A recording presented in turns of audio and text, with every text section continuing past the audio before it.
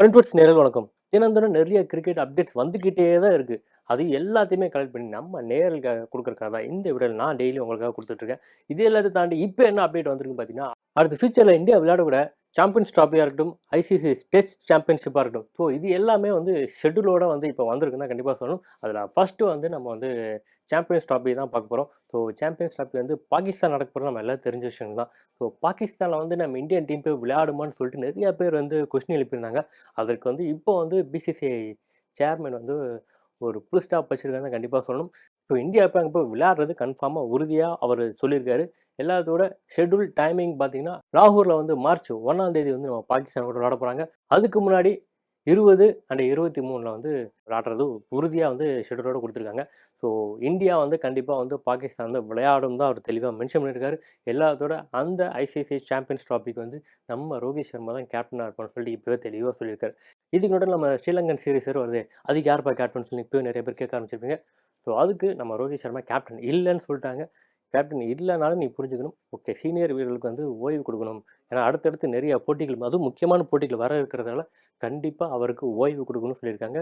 So Rohit Sharma கண்டிப்பா விளையாட மாட்டேன்னு தெளிவா சொல்லிட்டாங்க. ஸோ விராட் கோலி அண்ட் ஜடேஜாவும் அவங்க விருப்பத்துக்கே விட்டுருக்காங்க. ஸோ இன்னும் 2, 3 நாள்ல வந்து அவங்களும் தங்கள் விருப்பத்த சொல்லுவாங்கன்னு நெனைக்கிறேன். ஸோ 2, 3 நாளா இல்லாட்டி 1 வாரம் 10 நாள் கூட ஆகலாம். ஸோ அவங்க விருப்பத்த தெரிவிக்கும் பட்சத்தில் நம்ம பிசிசிஐ வந்து இந்தியன் டீம் வந்து செலக்ட் பண்ணுவாங்கன்றது எந்த சந்தேகமும் இல்ல. ஸோ இந்தியன் டீம் செலக்டர்ஸ்க்கு இப்போ வந்து நிறைய கன்ஃப்யூஷன் போகும். ஏன்னா கேஎல் ராகுல இடத்துல நிறைய பேர் சொல்லிட்டு இருந்தாங்க. அதற்கு அடுத்தபடியா இஷான் கிஷன் நிறைய பேர் கேட்டிருந்தாங்க. ஸோ அவரும் வந்து தெளிவான விளக்கமும் குடுத்துருக்காரு. ஸோ இந்த மாரி எக்கச்சக்கமான பிரச்சனையின் நடுவுல பிசிசிஐ வந்து பிளேயர்ஸ தேர்ந்தெடுக்கிறதே வந்து பெரிய சவாலா தான் இருக்க போகுது. ஸோ எனக்கு தெரிஞ்ச வரைக்கும் அடுத்து வரக்கூடிய சீரிஸ்ல கண்டிப்பா வந்து கேஎல் ராகுலுக்கு வந்து வாய்ப்பு குடுக்கப்படும் தான் எல்லாருமே சொல்லிட்டு இருக்காங்க. ஸோ முக்கியமா வந்து அவர் கேப்டன்சியா கூட இருக்கலாம். ஏன்னா அடுத்து காம்பீர் வந்து கோச்சா வந்தாருன்னா, கண்டிப்பா வந்து கேஎல் ராகுல் தான் அடுத்து கேப்டனா இருப்பாரு. லாஸ்ட் ஆஸ்திரேலியன் சீரிஸ்ல வந்து வேர்ல்டு கப் முன்னாடி நடந்த சீரிஸ்ல அவர் தான் கேப்டனா செயல்பட்டாரு. ஸோ நல்ல முறையா வந்து டீம வழிநடத்தினாரு. ஸோ இப்போ ரோஹித் சர்மா இல்லாத பட்சத்தில் ஹர்திக் பாண்டியாவா, கேஎல் ராகுலா பார்த்தீங்கன்னா, கண்டிப்பா காம்பீர பொறுத்தவரைக்கும் கேஎல் ராகுல் சைடு தான் போவார். ஸோ லக்னோ சூப்பர் ஜெயிண்ட்ல அவங்க 2 பேரும் வந்து பணியாற்றினது நம்ம எல்லாம் தெரிஞ்ச விஷயம் தான். எல்லாத்தோட அவங்க 2 பேரும் நல்லா க்ளோஸ் ஃப்ரெண்ட்ஸ்ன்னு சொல்றாங்க. எப்படி பார்த்தாலும் அடுத்த சீரிஸ்ல கேஎல் ராகுல் வந்து நம்ம டீம்ல இருக்கிறத விட கண்டிப்பா கேப்டனா இருப்பாருன்னு தான் ரொம்ப முக்கியமான விஷயம். இது எல்லாத்துக்கும் நடுவுல வந்து இப்ப நடந்துட்டு இருக்க ஜிம்பாப்வே சீரிஸ்ல வந்து நம்ம ருத்துராஜ் வந்து ரொம்ப முக்கியமான ரோல் குடுக்கணும்னு சொல்லியிருக்காங்களாம். ஏன்னா ஃபியூச்சர்ல வந்து அவர் வந்து முக்கியமான பிளேயரா வந்து கருதுறதுனால அவருக்கு வந்து நிறைய வாய்ப்பு குடுக்கணும். அவர் எப்படி பெர்ஃபார்மன்ஸ் பண்றாருன்னு பார்த்து தான் அவருக்கான இடத்த இங்க ஒதுக்கணும்னு சொல்லியிருக்காங்க. இது வந்து நம்ம சிஎஸ்கே ஃபேன்ஸுக்கெல்லாம் ஒரு நல்ல விஷயமா தான் இருக்கும். இது எல்லாத்தையும் தாண்டி ருத்ராஜ் வந்து செகண்ட் டி20 அடிச்ச அந்த 77 தல பேட்டி அன்னைக்கு நான் கண்டிப்பா அவருக்கான ஒரு நாளா தான் இருக்கும். ஸோ இந்த ஷாட்ட இந்த ரன்ன வந்து அவருக்காக நான் சமர்ப்பிக்கிறேன் அப்படின்னு சொல்லியிருந்தாரு. ஸோ இந்த மாதிரி விஷயங்கள பார்க்கும்போது நம்ம சிஎஸ்கே ஃபேன்ஸ்க்கு வந்து திரும்ப ஒரு உற்சாகம், பொங்கல் அதிகமா தான் இருக்கும். ஸோ எல்லாத்தோட ஐபிஎல் பத்தி இன்னும் நிறைய சுவாரஸ்யமான விஷயம் வந்துட்டு தான் இருக்கு. ஸோ அடுத்தடுத்த வீடியோல கண்டிப்பா நம்ம அத பத்தி பார்க்க போறோம். அதுக்கு முன்னாடி இப்போ இந்தியன் சீரிஸ் அப்படின்னு எடுத்தோம்னா, இந்தியால கேப்டன் ரோஹித் சர்மா பத்தி இன்னும் நிறைய பேர் வந்து நிறைய விஷயம் சொல்லிட்டு தான் இருக்காங்க. பிசிசிஐ சேர்மன் அவரும் சொல்லியிருப்பாருன்னு நினைக்கிறேன். ஸோ இந்த வேர்ல்டு கப்போட ரோஹித் சர்மா வந்து அவர் ரிட்டயர்மெண்ட்ட அறிவிச்சிருந்தாரு. ஸோ ஒரு வேர்ல்டு கப்பை வின் பண்ணி, அந்த வேர்ல்டு கப் மேட்ச்லேயே வந்து ரிட்டயர்மெண்ட் அறிவிச்ச கேப்டன் அப்படின்ற ஒரு பெருமை அவருக்கு கிடைச்சிருக்குன்னு சொல்லிட்டு இருக்காங்க. எல்லாத்தோட அதுக்கு அடுத்த 2 சீரிஸ் பார்த்தீங்கன்னா, சாம்பியன்ஸ் ட்ராஃபியா இருக்கட்டும், டெஸ்ட் சாம்பியன்ஷிப்பா இருக்கட்டும். இது 2மே ரோஹித் சர்மா கண்டிப்பா விளையாடுவாரு. ஸோ அடுத்தடுத்து 1 வருஷம் கேப்லயே வருது. ஸோ அதையும் ஜெயிச்சு அவர் ரிட்டயர்மெண்ட் அறிவிச்சாருன்னா, இது அவரோட கிரிக்கெட் ஹிஸ்டரியிலேயே வந்து ஒரு மைல்கல்லா இருக்கும்.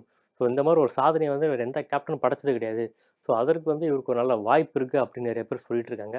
இது எல்லாத்தையும் தாண்டி நேத்து சோசியல் மீடியா ஃபுல்லா ரொம்ப பரபரப்பா பேசப்பட்ட இன்னொரு விஷயம் என்னன்னு பார்த்தீங்கன்னா, பிசிசிஐ குடுத்த அந்த 125 கோடி வந்து எப்படி ஸ்ப்ளிட் பண்ணி குடுத்தாங்க?